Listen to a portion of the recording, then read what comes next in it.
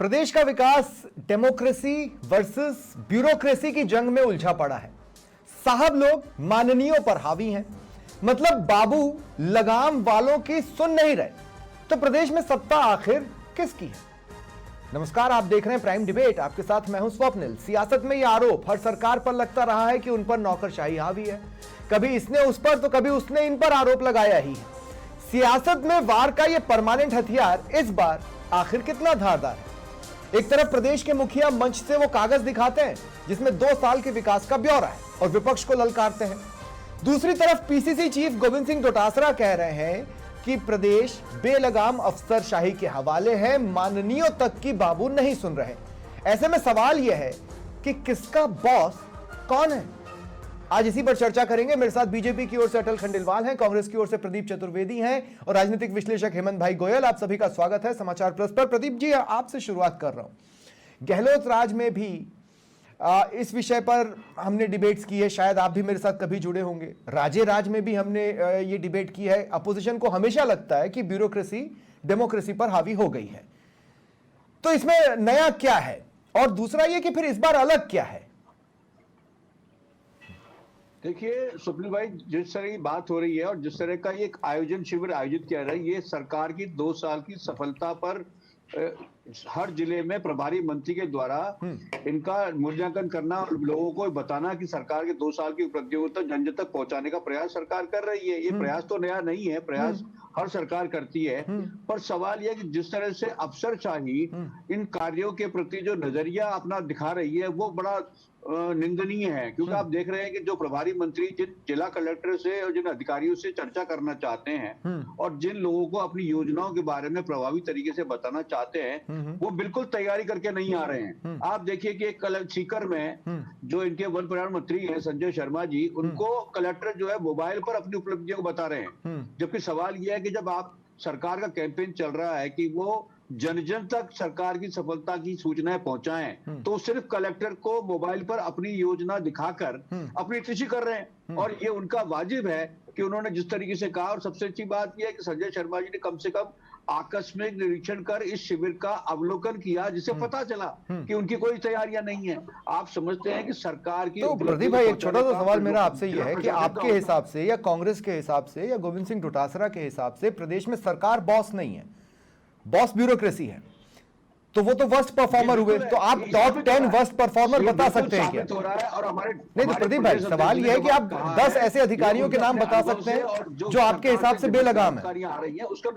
नहीं, मैं ये पूछ रहा हूं कि क्या आप 10 ऐसे अधिकारियों के नाम बता सकते हैं क्या ब्यूरोक्रेटिक लेवल पर जो आपके हिसाब से सरकार को बाईपास कर रहे हैं या सरकार की सुन नहीं रहे?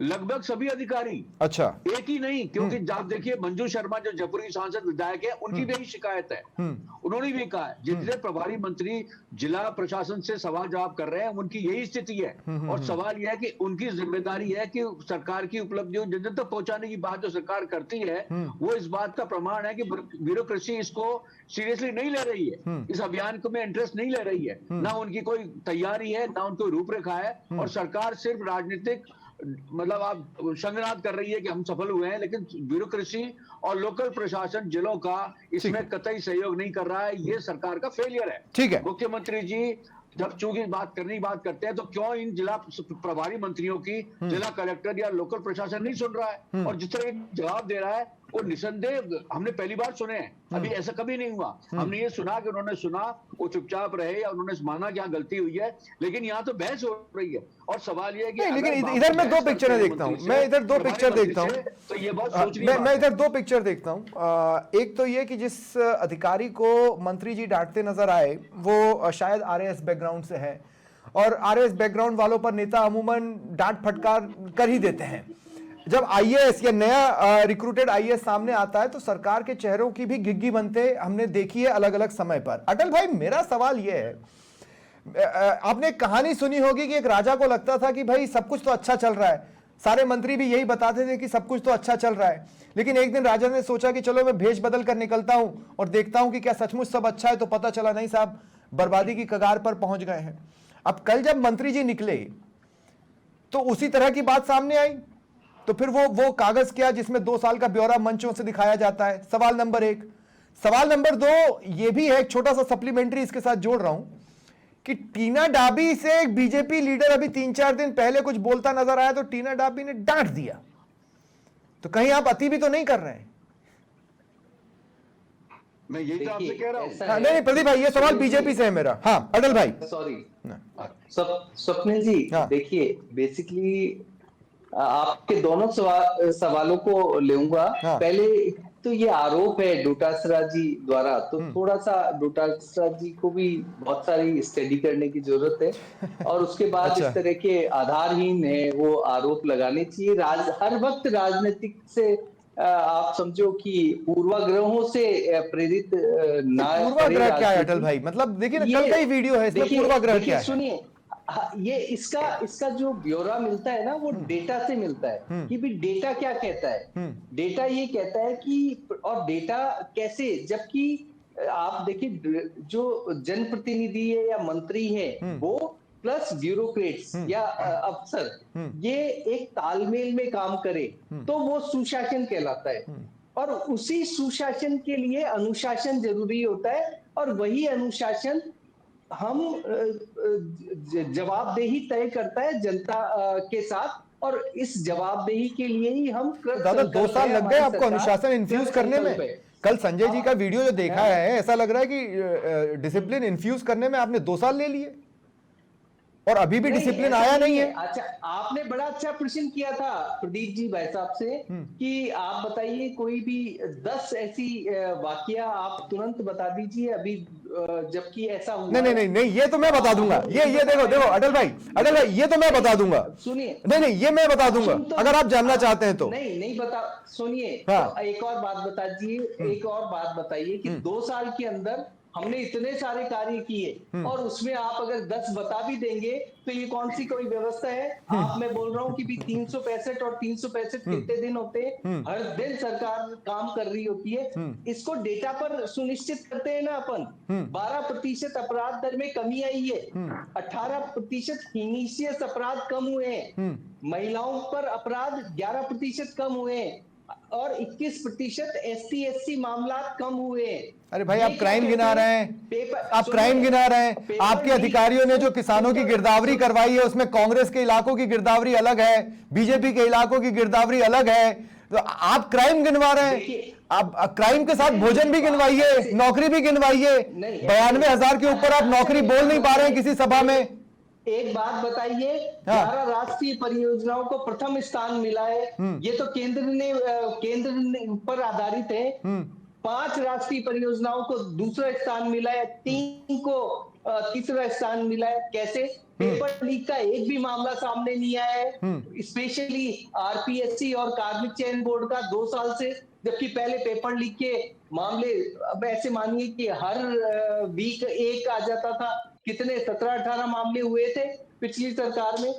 और मैंने आपसे बहुत रूटीन में, देखिए मैंने आपसे जब आपसे मैंने खाने की बात करी, जो लोग खाना खाते हैं तो वो आप नहीं बता पा रहे हैं। दूसरा, अगर मैं महंगाई की बात कर लूं तो वो आप नहीं बता पा रहे हैं। आप बाकी चीजें तो बता रहे हैं, मैं बहुत बेसिक्स पर हूं। आप बताइए इन्फ्लेशन रेट क्या है देश के अंदर, आप बता दीजिए। क्या 30 साल, पिछले 30 साल की क्या इन्फ्लेशन रेट है अभी? अरे सर, मैं आपको बहुत सिंपल सी बात बताऊं, आपने GST कम की, कंपनियों ने दाम बढ़ा दिए, ये तो आपका होल्ड है।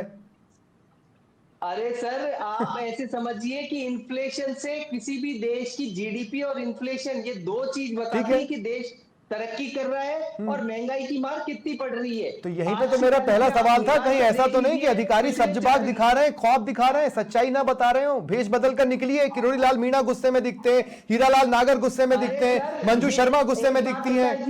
ये सारे मंत्री कौन हैं? ये भारतीय जनता पार्टी के वो सिपाही है जो औचक निरीक्षण करते हैं। ठीक है, प्रशिक्षण का ही एक तरीका। ठीक है, मेरा सवाल हेमंत भाई गोयल आपसे रहेगा, लेकिन उससे पहले एक छोटा सा सप्लीमेंट्री सवाल मैं प्रदीप चतुर्वेदी जी से लेना चाहता हूं। अटल जी 2 सेकंड, मैं प्रदीप भाई मैं आपसे बोलना चाह रहा हूं। एक तरफ आप ये कह रहे हैं कि ब्यूरोक्रेसी बेलगाम है, सरकार की सुन नहीं रही, लेकिन उसी से 2 ट्वीट नीचे डोटासरा ये भी बताते हैं कि गिरदावरी में जैसा सरकार ने कहा अधिकारियों ने वैसा कर दिया। ये 2 बातें एक साथ नहीं चल सकती। या तो ब्यूरोक्रेसी सुन नहीं रही है और या फिर सुन रही है। ऐसा कैसे हो सकता है कि ये 2 चीजें एक साथ चले? स्वप्निल जी, सरकार पर पूरा नियंत्रण मुख्यमंत्री भजनलाल जी का है। जो आदेश भजनलाल जी के स्तर पर हो रहे हैं वो काम होते हैं, लेकिन मंत्रियों के काम नहीं होते हैं। मैं आपसे बताना चाहता हूं कि जो कैंपेन अभी शुरू किया 2 साल की उपलब्धियों का, उसको लेकर जिला कार्यालय, फिर यहाँ पर दो बातें हो गई प्रदीप भाई। नहीं, यहाँ पर फिर दो बातें हो गई, यहाँ पर फिर दो बातें हो गई। डोटासरा जी खुद अपने ट्वीट में लिख रहे हैं कि सीएम की भी नहीं सुन रहे हैं। नहीं प्रदीप भाई, अब आप नई बात कह रहे हैं। नहीं, अब आप नई बात कह रहे हैं प्रदीप भाई, प्लीज आप नई बात कह रहे हैं। मेरी बात सुनिए, पर आप गलत कह रहे हैं। मैं कलेक्ट्रेट में लोग नहीं थे, खाली कुर्सियां पड़ी थी, सिर्फ कलेक्टर का स्टाफ था। नहीं लेकिन प्रदीप भाई 2 मिनट, प्रदीप भाई प्लीज, आई एम सॉरी, मैं आपको बीच में टोक रहा हूं, मैं आपको बीच में इसलिए टोक रहा हूं। सुनिए प्रदीप भाई, मेरी बात सुनिए। किस तरह से नहीं प्रदीप भाई 2 सेकंड, प्रदीप भाई 2 सेकंड, एक छोटा सा सवाल है। मैं कह रहा हूं डोटासरा तो ये कह रहे हैं कि अधिकारी सीएम की भी नहीं सुन रहे हैं, आप कह रहे हैं कि नहीं सीएम की तो सुन रहे हैं, बाकियों की नहीं सुन रहे हैं। आप लोग खुद एक मत नहीं है। साहब किसी की सीएम की नहीं सुनेंगे, जाएंगे कहाँ? सीएम की नहीं सुनेंगे जाएंगे, लेकिन ये मंत्री सब प्रभावहीन हो रहे हैं। आप सच बता रहे हो, डोटासरा सियासत कर रहे हैं। मुख्यमंत्री नहीं अटल भाई प्लीज, कि किसी ने बीच में नहीं बोला, अटल भाई प्लीज, किसी ने बीच में नहीं बोला, अपन भी नहीं बोलते, नहीं तो आगे दूसरा भी बोलेगा, कोई मतलब नहीं निकलेगा। हेमंत भाई गोयल, मैं आपसे एक बात पूछ रहा हूं। हेमंत भाई गोयल, देखिए क्या है कि ब्यूरोक्रेसी किसी को रुलाना चाहे तो रुला सकती है। आज से 7-8 साल पहले, अगर मैं गलत नहीं हूं तो खुद योगी आदित्यनाथ यूपी में ये बोलते नजर आए थे कि साहब भाई उन्हीं का नाम खराब होगा, उन्हीं का ट्रैक रिकॉर्ड खराब होगा, है ना, या काम तो करना पड़ेगा। तो मैं ये कह रहा हूं कि ब्यूरोक्रेसी किसी के चेहरे पे स्माइल भी ला सकती है सत्ता पक्ष के, और नहीं तो रुला भी सकती है। कई सरकारों के जाने का कारण भी ब्यूरोक्रेसी बनी है पूर्व में। मैं पिछले 20 साल का इतिहास ही गिना सकता हूं, नहीं तो 5-5 साल में इतनी आसानी से इतने बड़े बड़े लीडर्स जाते नहीं है। इस बार कुछ बदला है या नहीं बदला है, या खराब हो गया है? देखिए स्वप्निल जी, जब कोई भी सरकार समस्या समाधान शिविर लगाती है तो सरकार की भी अपेक्षा होती है, जनता की भी अपेक्षा होती है कि उन शिविरों में जनता के काम हो, जनता उम्मीद लेके आती है। लेकिन अब आप और उन शिविरों के प्रचार प्रसार पर लाखों करोड़ों रुपए सरकार के खर्च होते हैं। लेकिन अब जयपुर की सांसद मंजू शर्मा की बात करें, सीकर में वन मंत्री संजय शर्मा की बात करें, बाड़मेर में सुधीर कुमार जो प्रभारी सचिव उनकी बात करें, सभी लोग अधिकारियों पर लापरवाही का आरोप लगाते हुए दिखते हैं। और पिछले दिनों हमने वसुंधरा राजे को देखा झालावाड़ में, जहां पर उन्होंने पीएचईडी की और जल जीवन मिशन के अधिकारियों को लताड़ लगाई कि भाई आप पेयजल में यहाँ पर लापरवाही कर रहे हैं। लेकिन अब कांग्रेस वाले ये भूल जाते हैं कि रात को 10 बजे अशोक गहलोत सरकार में अशोक चांदना जो उनके मंत्री हुआ करते थे, उन्होंने ट्वीट किया था ना कि मुख्यमंत्री जी मेरा आपसे व्यक्तिगत अनुरोध है कि मेरा इस्तीफा आप ले लीजिए, मुझे नहीं चाहिए। नहीं लेकिन फिर देखिए हेमंत भाई, मैं आपको भी बीच में टोकूंगा। मैं तो खुद ही कह रहा हूं कि ब्यूरोक्रेसी ने राज्य सरकार और गहलोत सरकार को रुलाया। मैं तो खुद ही कह रहा हूं। मैं कह रहा हूं इस बार क्या डिफरेंट है? अगर डिफरेंट नहीं है तो फिर क्या परिस्थितियां हैं? मैं मेरी बात कंप्लीट कर लूं। मेरी बात कंप्लीट। इसके अलावा आप गणेश घोगरा ने इस्तीफा दे दिया कि सब हमारे अधिकारी बात सुनते ही नहीं है, मेरी क्षेत्र में समस्याओं का हल नहीं हो पाता। संयम लोढ़ा जो सीएम के खास होते थे, उन्होंने ब्रिज ऑफ प्रिविलेज नोटिस विधानसभा में दिया अधिकारियों को कि सब पर अधिकारी लापरवाही करते हैं। तो ऐसी स्थिति कम से कम आज नहीं है, आज की तारीख में ऐसी स्थिति नहीं है। जिस तरह के हाल बेहाल अशोक गहलोत सरकार में हुआ करते थे, राजेंद्र बिधूड़ी ने आरोप लगाया कि अधिकारी सुनते नहीं है, और कुलदीप नहीं प्रदीप भाई प्लीज उनको बात कंप्लीट कर लेने दें, मैं क्रॉस कर लूंगा प्लीज। नहीं प्रदीप भाई प्लीज रुक जाइए। प्रदीप भाई ये नहीं करेंगे, अपन ये नहीं करेंगे ना। मैं आपके बीच में किसी को बोलने दूंगा ना मैं आपको किसी के बीच में बोलने दूंगा। प्रदीप भाई प्लीज। हाँ हेमंत भाई, मैं आपके बीच में भी किसी को नहीं बोलने दूंगा। ये भाजपा के आंकड़े दे देते हैं, अगर देते हैं या प्रदीप भाई प्लीज, ये वो बात होती है। प्रदीप भाई प्लीज, मैं आपके बीच में किसी को बोलने नहीं दूंगा और मैं आपको भी किसी के बीच में बोलने नहीं दूंगा। हेमंत भाई देखिए, अब दिक्कत क्या है, मैं ये कह रहा हूं कि अधिकारियों पर नाराज होते तो हमने गहलोत राज में भी मंत्रियों को देखा। अभी भी एक तरह से हम ये कहें तो संजय शर्मा वही बात तो कह रहे हैं कि फिर मेरा मंत्री होने का फायदा क्या है, या फिर मंजू शर्मा भी तो यही बात कह रही हैं, या फिर जब कार्यकर्ताओं की सुनवाई बीजेपी ऑफिस में हो रही है और कार्यकर्ता ये बता रहे हैं कि अधिकारी हमारी सुनते नहीं, तो ये भी तो वही सारी चीजें हैं। ठीक है, 4 साल के बाद ये रोने में बदल जाएगा क्योंकि चुनाव नजदीक होंगे। स्वप्निल जी मैं खुद कह रहा हूं कि जब वसुंधरा राजे जो 2 बार की पूर्व मुख्यमंत्री है उनको अपने अधिकारियों को लताड़ लगानी पड़ी कि वो लापरवाही कर रहे हैं। तो मैं कह रहा हूं लेकिन मैंने बहुत गूगल किया, मैंने बहुत सारे आंकड़े देखने की कोशिश की। वसुंधरा राजे सरकार में ऐसी स्थिति नहीं थी जो स्थिति अशोक गहलोत सरकार में देखने को मिली। ठीक है, और अब जो ये घटना भी सामान्य नहीं कही जा सकती। सांसद नाराज है, वन मंत्री नाराज है, खुद प्रभारी सचिव नाराज है, तो ये स्थिति भी सामान्य नहीं है। क्योंकि जब हम सुशासन की बात करते हैं, जब हम ठीक है बात करते हैं, विकसित राजस्थान की बात करते हैं, ठीक है, तो उसमें अधिकारियों का इस तरह हावी होना ठीक है हेमंत भाई, बिल्कुल भी उचित नहीं। ठीक है हेमंत भाई, मैं आता हूं आपके पास। मैं बड़ा इंटरेस्टिंग बात जो प्रदीप जी ने कही उससे जुड़ा मेरा सवाल है अटल भाई से। अटल जी, मैं आपसे ये कह रहा हूं, प्रदीप जी ये कह रहे हैं कि चूंकि सीएम बड़े होते हैं तो अधिकारी कहां जाएंगे, ट्रांसफर से लेके पोस्टिंग तक, मलाईदार पोस्ट या नॉन मलाईदार पोस्ट या जो भी है, वो सारी चीजें सत्ता के लेवल पर डिसाइड हो जाती हैं। ठीक है, और उसी के लिए कई अधिकारी जी हजूरी भी करते हैं, भले ही वो प्रोमोटी होने वाले लोग हों या नॉन प्रोमोटी होने वाले लोग हों। मेरा सवाल आपसे यह है कि क्या अधिकारी और जनता भी सत्ता के चेहरों में डिफरेंशिएट कर रही है? उदाहरण, कल का मंच पर बड़ा हल सीएम साहब को देंगे और छोटा हल किरोड़ीलाल मीणा को देंगे, तो किरोड़ीलाल मीणा ने बोल दिया कि साहब मुझे छोटा हल दिया, अगर कुछ हुआ तो मैं दूसरा लेने आऊंगा। तो क्या ये डिफरेंशिएशन किया जा रहा है ब्यूरोक्रेसी में आपको लेकर या आपके चेहरों को लेकर? देखिए, ऐसा है ना, इस तरीके की सिचुएशन मेरे को तो नहीं लगता कि इस तरीके की स्थिति है।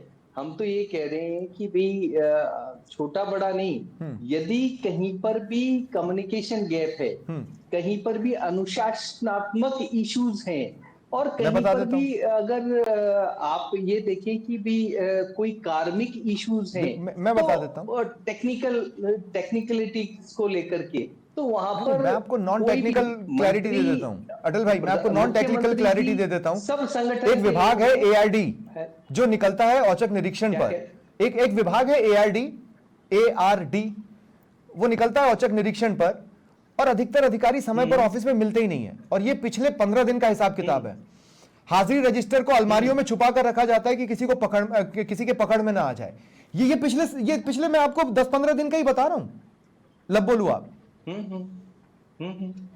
आप ठीक कह रहे हैं कि देखिए, औचक निरीक्षण इसीलिए किया जाता है कि किसी भी विभाग में यदि कुछ भी गड़बड़ चल रहा हो तो उसको, अरे तो भाई साहब 2 साल में जो आपसे कभी नहीं डरा, वो अगले 3 साल क्यों डर के रहेगा? एआरडी ने औचक निरीक्षण कर भी लिया तो गैर नदारद लोगों पे क्या कार्रवाई होती है? कुछ नहीं होती है। आज तक का रिकॉर्ड नहीं हुई है। या अभी एआरडी ने कितने लोगों पे क्या कार्रवाई कर दी? एक दिन की सैलरी भी तो नहीं काटी।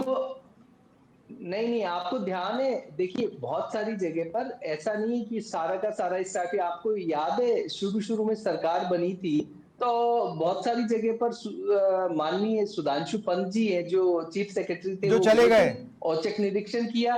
उन्होंने बकायदा 16C का अंदर नोटिस दिया। चीजें उनके काबू में होती तो वो जाते क्यों? होती है, चीजें उनके काबू में होती तो वो जाते क्यों? इससे तो डोटासरा के आरोपों को बल मिल रहा है ना। क्या अगर कोई बहुत स्टार परफॉर्मर है, कोई अपने स्टार परफॉर्मर को जाने देगा क्या? क्या कह रहे हैं सर? मैं कह रहा हूं, अगर कोई किसी का स्टार परफॉर्मर है तो कोई अपने स्टार परफॉर्मर को जाने देगा क्या? नहीं जाने देगा। क्यों जाने देगा? स्टार परफॉर्मर को तो कोई भी नहीं जाने देगा। लेकिन बेसिकली आप ऐसे समझिए कि कई बार ऐसी स्थितियां बनती है कि उस व्यक्ति की, अगर मान लीजिए हमारे स्टार परफॉर्मर राजस्थान के, लेकिन बहुत सारी जगह हमें लगता है कि भाई केंद्र में उनकी ज्यादा आवश्यकता है, और राजस्थान को मान लीजिए कि दूसरे एक व्यक्ति हैं जो कि एक अलग क्षेत्र के अंदर अपना अनुभव रखते हैं प्रबंधन का, या ये मान लीजिए कि तो अटल भाई मैं बहुत सीधा सवाल पूछूंगा। मैं बहुत सीधा सवाल पूछूंगा, मेरे को पूरी उम्मीद है आप सीधा जवाब देंगे। मैं ये कह रहा हूं कि 2 साल में अधिकारी अगर आपसे नहीं डरे हैं तो अगले 3 साल में क्या डरेंगे आपसे? 2 साल तो गए ना सर, अब कौन सा डिसिप्लिन आप ले आओगे? एक और बात सुन लीजिए, आ रहा हूं प्रदीप जी, मैं बस 2 मिनट सुन लीजिए। पहला प्रश्न ही आपका बड़े अजीब सा है स्वप्निल जी। ये सरकार में डरना डराना नहीं होता। सब लोग जो शासन के अंदर है, भाई, भले डिसिप्लिन वो कैसे लाया ब्यूरोक्रेट्स जाता हों, है?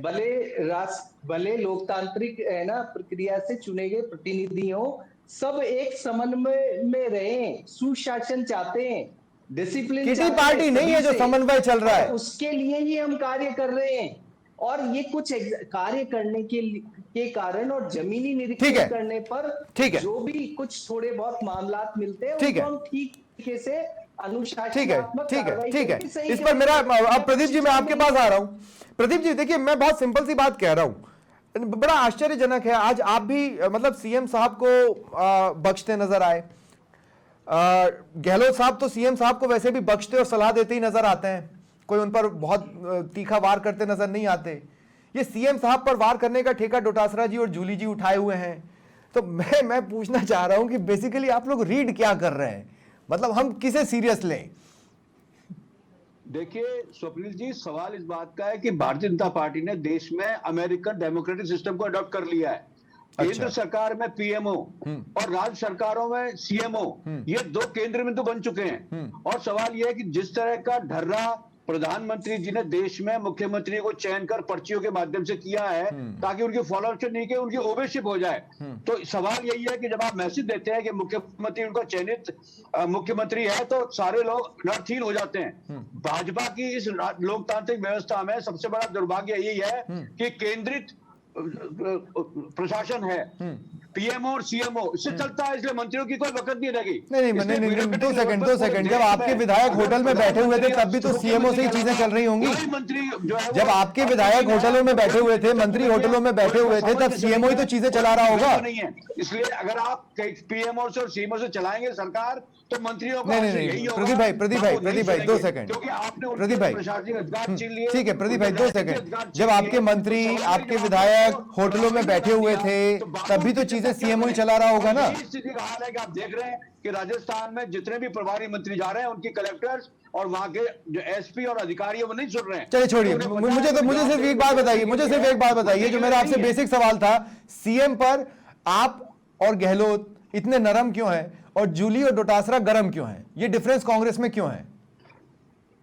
नहीं, कांग्रेस नरम सवाल ही नहीं है। मैं आपसे क्या कह रहा हूं कि मुख्यमंत्री से निर्देशित सारी योजनाएं हो रही है और मंत्री प्रभावहीन है और मंत्री को प्रभारी बनाकर भेजा गया, तो देखिए अधिकारियों का आचरण देख लीजिए किस तरह उनसे डील कर रहे हैं। ठीक है, उनको जवाब नहीं दे रहे हैं, उनसे जवाब तलब हो रहा है, उनसे बहस हो रही है। तो सवाल यह है कि मुख्यमंत्री जी अगर सत्ता केंद्रीकृत करके काम करेंगे तो मंत्री प्रभावहीन होंगे। ठीक है, उनका ठीक है, आने वाले समय तक रहेगा। ठीक है, मैं क्लोजिंग कमेंट के लिए हेमंत भाई गोयल आपके पास आ रहा हूं, सारे अधिकार क्लोजिंग कमेंट के लिए, पर मैं आपसे एनालिसिस नहीं, प्रिडिक्शन चाहता हूं।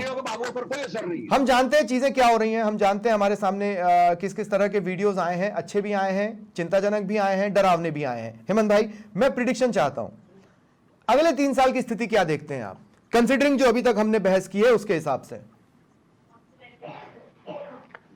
देखिए स्वप्निल जी, अगले 3 साल का विषय नहीं है, विषय ये कि चाहे कोई सरकार रही हो, अधिकारी हावी रहे हमेशा से, चाहे हम गहलोत सरकार की बात करें और अभी वर्तमान सरकार की बात करें। अब मुझे ये समझ में नहीं आता कि अधिकारियों के खिलाफ, लापरवाह अधिकारियों के खिलाफ क्यों नहीं कोई कार्रवाई हो पाती है। ये एक बड़ा ताज्जुब का विषय है। तो बार बार ये प्रश्न पैदा होता है कि क्या आईएएस लॉबी सरकार को चलाती है क्या? क्योंकि जिस तरह की सामने सीन आते हैं ना, क्योंकि जनता क्यों बौनी रह जाती है। मैं बात बजरंग सरकार, गहलोत सरकार की कर ही नहीं रहा। हालांकि मैं इस मामले में वसुंधरा राजे सरकार को थोड़ा सा ज्यादा ठीक समझता हूं, क्योंकि वसुंधरा राजे सरकार में जिस तरह से अधिकारियों पर लगाम रहती थी, बहुत सारी चीजें मुझे ना तो गहलोत सरकार में नजर आई और ना अभी वर्तमान सरकार में नजर आ रही है। हालांकि मैं भजनलाल शर्मा के बारे में यह माना जाता है कि वो राजनीतिक रूप से तो बहुत परिपक्व है, लेकिन प्रशासनिक क्षमताएं कितनी बाहर निकल कर सामने आ पा रही है, वो थोड़ा सा देखने की बात है। तो निश्चित रूप से, क्योंकि जब आप इस तरह की लापरवाही देखते हैं तो उनके खिलाफ कि ये कड़ी कार्रवाई हो, तभी ये मैसेज जा पाएगा कि सरकार हमारे खिलाफ कड़ा एक्शन ले सकती है। हम देखते हैं कि एसीबी का छापा पड़ जाता है लेकिन अभियोजन की स्वीकृति नहीं मिल पाती। अशोक गहलोत के खिलाफ इस तरह की बातें बहुत आम हुआ करती थी। तो अब जब भ्रष्ट अधिकारियों के खिलाफ कार्रवाई नहीं होगी तो फिर लापरवाह अधिकारियों से के खिलाफ तो क्या कार्रवाई की अपन उम्मीद करेंगे। तो इसलिए कुल मिलाकर एक पॉइंट है जो मैंने कई बार सोचा है, कई बार ये पॉइंट बार बार मेरे दिमाग में आता है और मैं चाहता हूं कि मेरे दर्शक भी इस पॉइंट पर विचार करें।